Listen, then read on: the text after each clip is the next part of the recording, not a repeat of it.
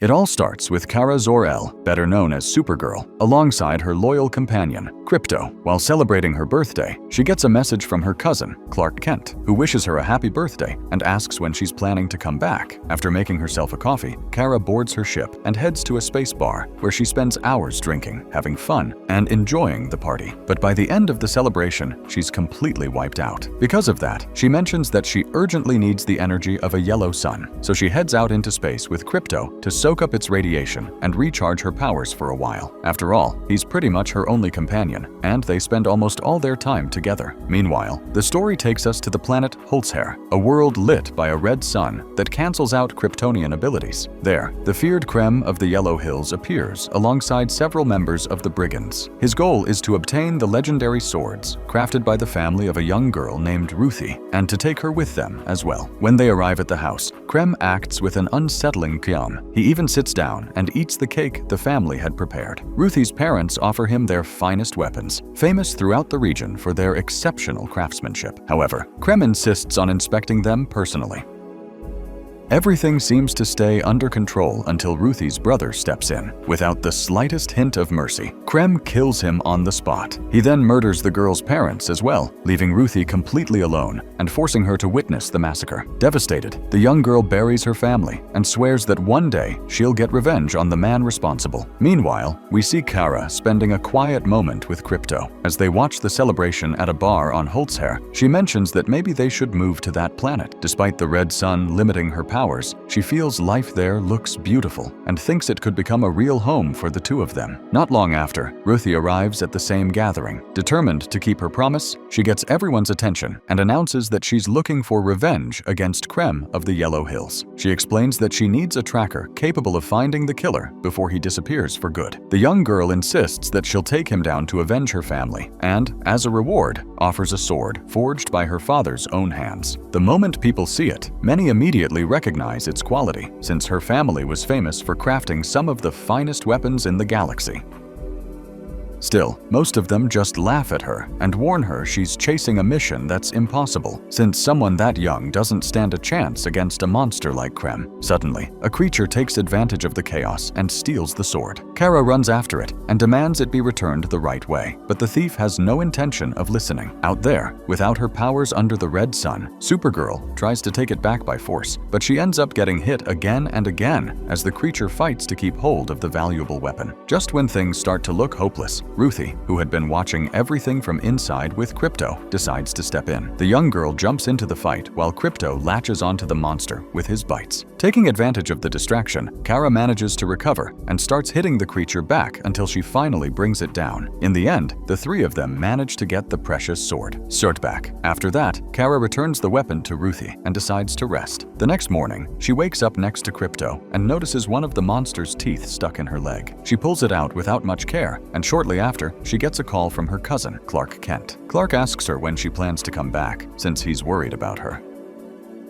He reminds her that if she keeps drifting from planet to planet, she'll never find a place she truly belongs. But Kara replies bitterly that she doesn't have anyone anymore, no real home left. Clark tries to get her to spend more time with him and start a new life somewhere she can feel loved. But the conversation cuts off suddenly when someone knocks at his ship's door. It's Ruthie, who's come looking for her, asking for help in her revenge mission against Krem of the Yellow Hills. Kara shuts it down right away. Even though she helped her through the night, she has no intention of getting involved in someone else's personal war. But right at that moment, something unexpected happens. Krem and several members of the Brigands break into the ship and take control of the place. Krypto tries to stop them, but Krem shoots him with a strange capsule filled with an unknown substance. In a matter of seconds, the dog drops to the floor, completely paralyzed and unable to react. Desperate, Kara and Ruthie manage to escape and go looking for help. The girl brings Supergirl to a healer who, with Ruthie translating, explains what happened. According to her, Krem used a dangerous toxin known as Redimir. The poison slowly paralyzes its victim, causes unbearable suffering, and eventually leads to death unless the proper antidote is given.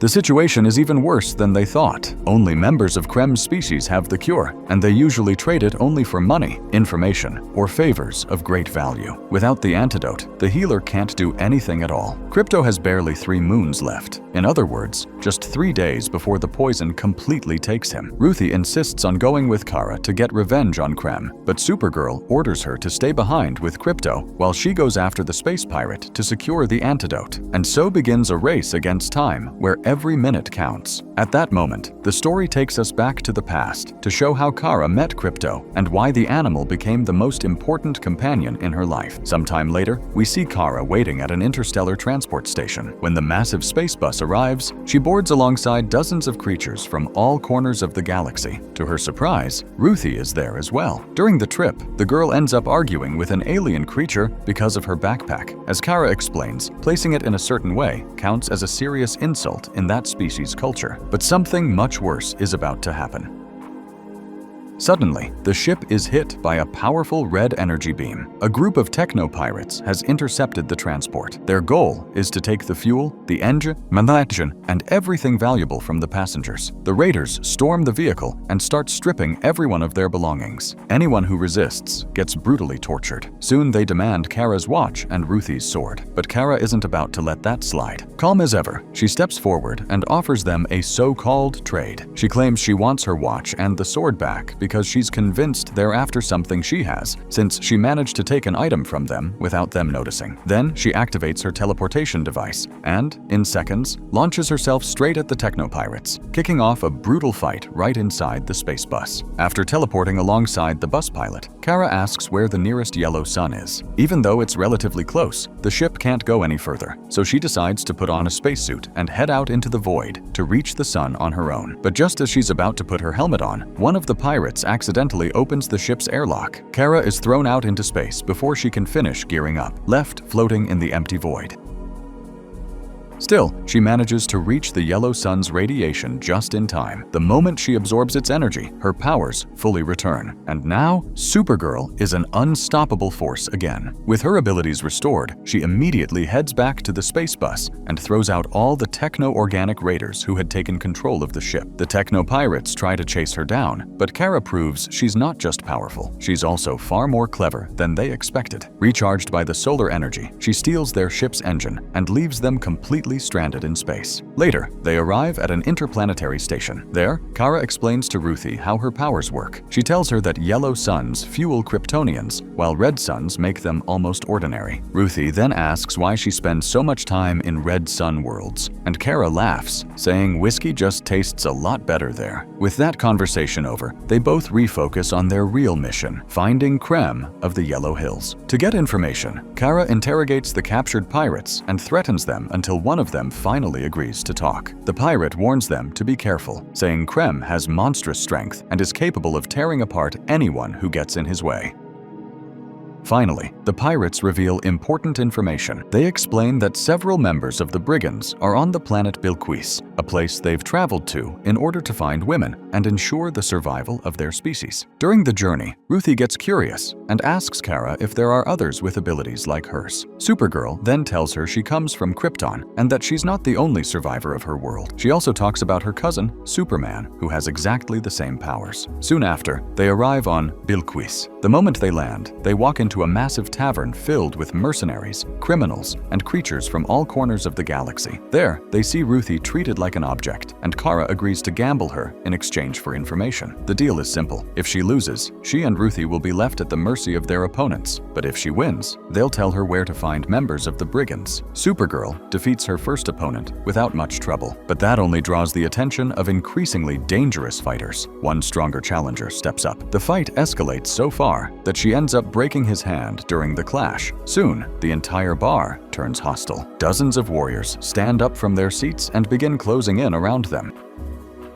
Seeing that things are about to blow up, Kara tells Ruthie to sit as far away as possible. Then she looks at everyone in the room and asks if they're really ready for what's coming. The answer comes in the form of a full-scale attack. What follows is a brutal bar fight. Kara cuts through the enemies with shocking efficiency, taking down one opponent after another while the music keeps playing like nothing's happening. Bottles fly through the air, tables get smashed, and fighters drop all over the place in a sequence that feels straight out of a John Wick-style action scene. When the chaos finally settles, two individuals named Bomar Vran and Harpoon Bride approach them. Both claim they're looking for someone who knows about the brigands. But before they can say much more, a figure walks in that immediately changes the mood in the room. It's Lobo, the legendary Zarnian bounty hunter, enters the tavern with his signature defiant attitude. His reputation comes first. He's practically impossible to kill, and stories about him are known across the entire galaxy. Lobo reveals he's hunting a member of the brigands connected to Krem. Ruthie tries to step forward to speak with him, but Kara orders her to stay out of it.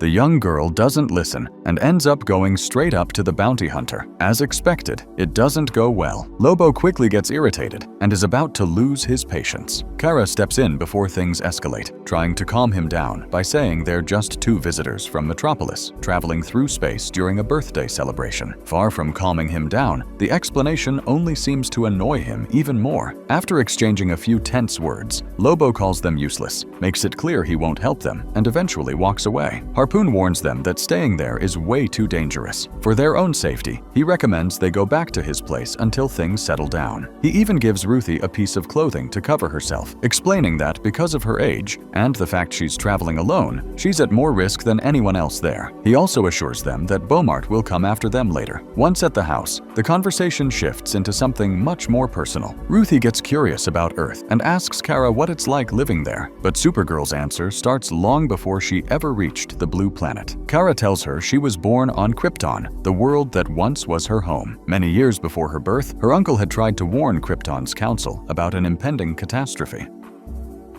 According to his calculations, the planet's core was destined to collapse and destroy everything, but no one wanted to listen. While Kal-El had been sent to Earth as just a baby, some Kryptonians managed to survive thanks to a massive magnetic barrier created to preserve part of the planet. That containment field allowed a fragment of Krypton to keep existing for years after the initial disaster. It was inside that doomed world that Kara was born and raised. For a time, life managed to go on, but tragedy wasn't far behind. A strange contamination began spreading through the city of Argo. The ground itself became poisoned, and disease started to spread uncontrollably among the population. With each passing day, more people fell sick and died, including Kara's own parents. As the situation worsened, Zor-El realized there was no hope left for them. In desperation, he recovered old designs and records connected to the ship that had saved Kal-El years earlier. If his nephew had survived, maybe Kara could too. When the moment of goodbye came, Zor-El told his daughter that she represented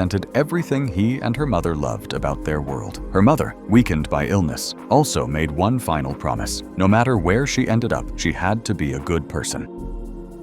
Soon after, she passes away. With the planet doomed and its population on the brink of extinction, Zor-El prepares the escape capsule. Before sending her away from Krypton, he reminds her that in the world she's about to reach, she will have extraordinary powers, and she must use them to protect those who cannot defend themselves. Then Kara is launched into space alongside Krypto, leaving behind everything she has ever known. After this emotional story, the narrative returns to the present. While resting in the house, Kara overhears the couple talking. According to them, one of their friends who is arriving soon has information about the whereabouts of Krem of the Yellow Hills, which is the reason she and Ruthie came here in the first place. However, she soon realizes something doesn't add up. Harpoon and Bomar explain that members of the brigands usually kidnap young girls and take them far away from their homes. Through tears, the couple admits their own daughter was one of the victims. Trying to be hospitable, they offer her tea. Kara drinks it without suspicion, but almost immediately she starts feeling strange. She realizes too late that the drink contained a substance capable of slowly paralyzing her. As she struggles to stay conscious, she asks for something to counteract the effect. Harpoon, regretful about what's happening, tries to help her by offering milk from his pet, a strange creature.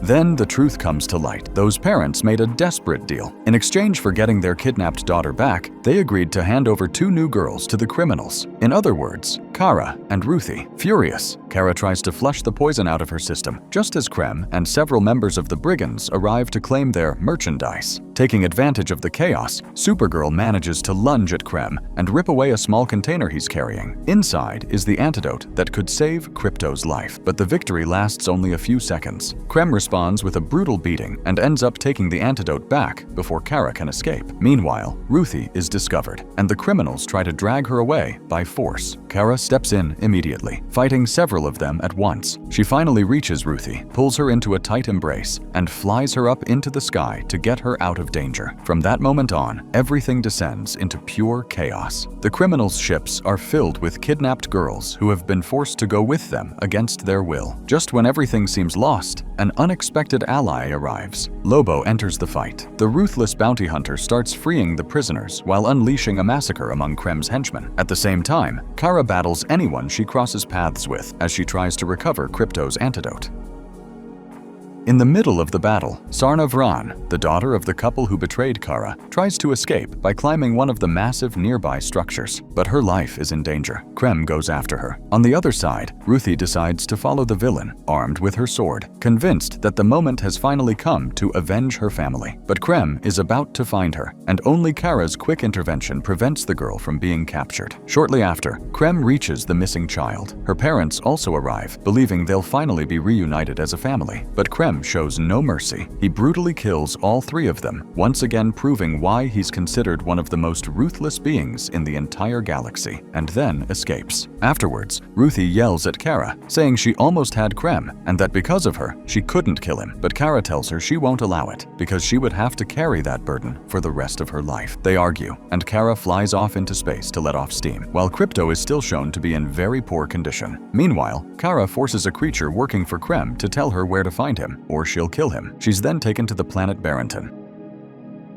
However, we learn that this planet has a green sun, and as soon as she arrives, Kara begins to weaken and eventually collapses, since green radiation affects her severely. Just before the ship leaves, Ruthie falls as well. She had secretly boarded it to follow Kara. Seeing Supergirl on the ground, she helps her and looks for a place to take shelter. When Kara regains consciousness, we see a flashback from the past. Clark is shown finding Kara, but she still doesn't understand Earth's language. Clark shows her many things about her new home and tries to explain her powers, but Kara can barely grasp any of it. She also struggles to adjust to her new life, spending her time blasting music while Krypto plays around and causes chaos everywhere. Back in the present, Kara explains to Ruthie that the members of the brigands knew this planet was positioned between two suns, one yellow and one green, and that the green sun's radiation could kill her. Ruthie found her suit and brought it to her, but Kara refuses to wear it. She says it's just a suit and thinks about Krypto again. What worries her most is not being able to say goodbye to him. Later, Ruthie goes out to find some water, but she's discovered and knocked unconscious.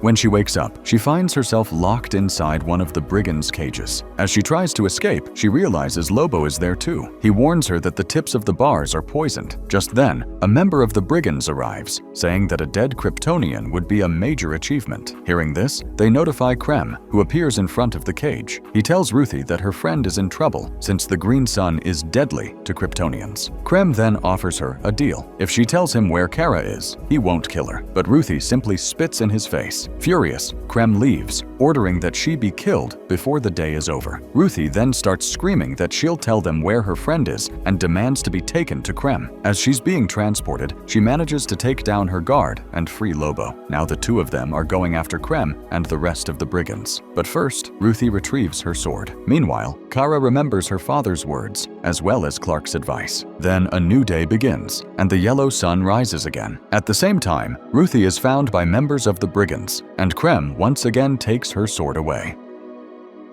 But right at that moment, Kara shows up. She immediately frees Ruthie and throws herself at Krem, confronting him for shooting Krypto. Lobo also joins the fight, but the enemies use several kryptonite capsules to weaken Supergirl. Krem enjoys watching Kara suffer. He even tells her he loves seeing her cry and knows exactly how much it must hurt her. Then he orders Briand, one of his men, to kill her. But Lobo suddenly appears and cuts Briand's head off. Meanwhile, Kara manages to pull out the kryptonite capsules one by one. After that, Lobo throws Krem out of the ship to give Ruthie a chance at revenge. However, the villain manages to grab onto the same rope Ruthie is hanging from, while Kara continues fighting the rest of the brigands. In the end, the ship crashes into a mountain. Kara falls into the sea, and several enemies begin chasing her. Ruthie runs away from the explosion, while Krem goes after her. Kara defeats the brigands chasing her, climbs out of the water, and recharges under the yellow sun's energy once again. From a distance, she sees Ruthie and rushes to help her, while Krem is buried under debris from the crash, but survives and rises from the wreckage. While Kara leaves Ruthie alone to rescue the women still trapped in the dungeons, the girl is cornered by several members of the brigands. With no other choice, she draws her sword and prepares to fight. On the other side, Kara manages to free the prisoners just as Ruthie is about to face Krem head-on. Then Kara arrives and drags Krem away, beating him as she goes. After that, Supergirl takes down all the brigands who had Ruthie surrounded, using her powers and skills to eliminate each one of them. Ruthie then steps toward Krem, ready to kill him, but Kara tells her she must not, because her heart is still good and pure. Ruthie begins to remember her family and all the good moments she shared with them, and she decides to spare him. Kara embraces her and leads her away from there. Now Kara approaches Krem herself. She stabs him once for what he did to Krypto, and again for all the pain he caused Ruthie. Then she recovers the antidote under Lobo's gaze, who watches everything from a distance. Later, Kara brings the antidote to Krypto and injects it. Slowly, Krypto becomes a healthy, energetic dog again. The next day, it's time to say goodbye. Ruthie will live with her uncles and believes she'll follow in her father's footsteps, becoming a weapons maker. Meanwhile, Kara says she's done wasting time in bars. They share a warm farewell, though before parting, Kara invites Ruthie to stay a few more days on her ship so they can properly finish celebrating her birthday. After those days, Kara returns to Earth with Krypto. There, she reunites with her cousin Clark, who tells her he always needs her help, but she's never around. Kara replies that this time will be different because she plans to stay for a while. And so, alongside Clark and Krypto, Kara finally feels happy to be home again. And that's where this story ends. If you enjoyed this recap, don't forget to like, subscribe to the channel, and turn on the notification bell so you don't miss our next videos. See you in the next one.